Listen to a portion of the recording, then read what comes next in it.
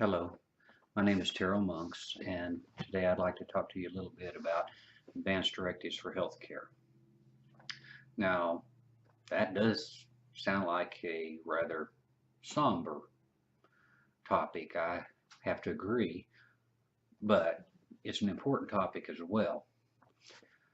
This is where you let us know your wishes for how you want to be treated if you're very, very ill.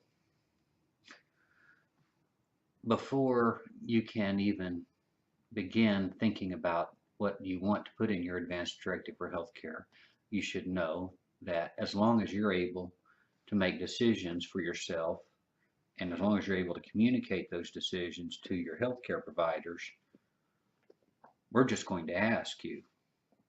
And you don't have to be able to communicate as well as you do today, but if you can blink once for yes or twice for no, we're probably just going to do what you say and not give any regard to the advanced directive form.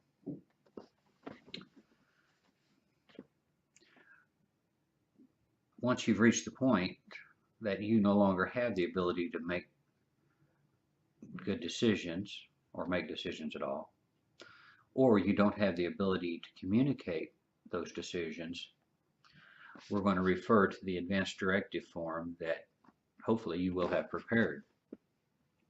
In my experience, most family fights come over what it was that mom or dad wanted for themselves. We all agree that whatever it was you wanted, that's what we want to do. But if you've not given us written directions, that's an invitation for a feud, a fight, or a lawsuit. There are three factual scenarios contained in the advanced directive for healthcare, and after each one of these scenarios, you will have three options.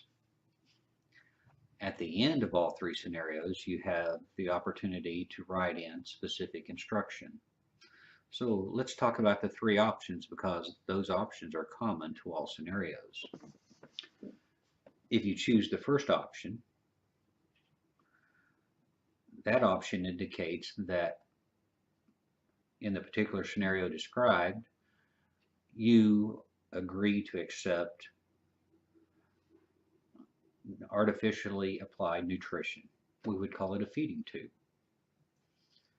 Usually there's a incision and a tube is inserted into your stomach and nutrition is given to your body through that tube. Of course, this only happens when you can no longer eat for yourself. And for hydration, it's generally administered with an IV. Most of us of any age at all have seen the bags of fluids that are attached to the insertion point, often on your arm, not always, sometimes on your chest or other places. If you choose this first option, you're declining other medical treatment. You would be indicating you don't want surgery, for example, when you're at that point in life. You're also indicating that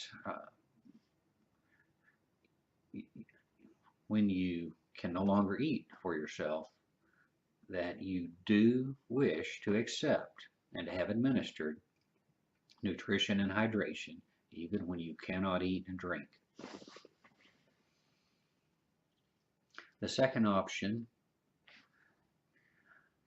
indicates that when you reach the particular point in life described in that scenario, that you do not wish to have artificially administered nutrition and hydration. You're telling us that when that time of life comes, that we are to leave you alone other than pain medicine. And quite frankly, they're going to administer pain medicine no matter which choices you request in this document. There is a presumption that you do not wish to experience great pain. even when you're very ill. The third option is the option that indicates you wish to have every medical treatment available, even if it only extends your life a very little while. So in summary of the three options, they are: give me a feeding tube and hydration through IV if I can't eat and drink, but otherwise leave me alone. Number two, leave me alone, including don't install a feeding tube. Number three, whatever you've got, that's what I want. Maybe something better will happen. Now that you understand the three options, let's talk about the three scenarios. In the first scenario, you are deathly ill from injury or disease such that, in the physician's opinion, you will not live longer than 6 months, even if you receive all of the medical care available. Generally, that requires at least 2 physicians to agree in writing that that is your medical condition. In the second scenario, we who are not medical experts would call it being in a coma. The form calls it being persistently unconscious. Practically speaking, you're not responding to stimuli. Perhaps the physician will do something to you that would otherwise cause a reaction, such as moving away from a painful pinprick, or perhaps they will measure your response to speaking.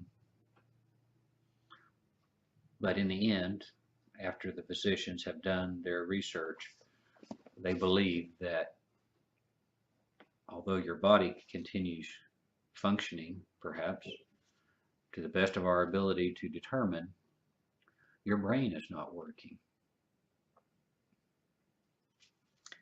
Once again, you have the same three options. A feeding tube is okay, a feeding tube is not okay, or give you everything. In the third scenario, you have a progressively worsening condition. You might think of Parkinson's disease or dementia, something that is steadily getting worse and that will eventually take your life. Same three options. Do you want a feeding tube? Do you not want a feeding tube? Or do you want all of the medical care that is available? In this document, you'll have the opportunity to appoint someone to hold your healthcare proxy. That basically means someone will execute the documents that will cause the physicians or allow the physicians to enforce your wishes. Don't choose the most soft-hearted person in the family if you're wanting them to take a firm stand that you not receive certain medical treatment. Don't choose the person with the quickest anger trigger. If possible, choose someone who has the ability to make calm, reasoned decisions, even in times of great distress, and someone who has the ability to negotiate as much peace as possible among your family. I believe you have a moral obligation to make the best choice you can for this position, even if it's an outside party, because you fear that your family members will not honor your wishes.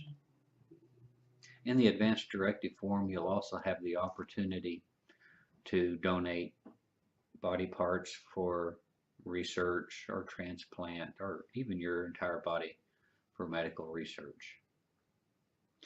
That's a purely optional part of the document. Towards the back of the document, there are some basic fundamental rules that apply to all of these advanced directives, such as these forms don't expire. If you change your mind, you need to let us know that you've changed your mind, preferably by doing a new advance directive. If you don't have an opportunity or desire to replace your advance directive, show us that it's void, write void across the front of it. Tear it up and keep the torn pieces. Somehow let us know that this no longer represents what you want. This is a somewhat sobering document. It's a sobering, somber subject. But it's a very important document and a very important subject. How do you wish to be treated when your health has deteriorated?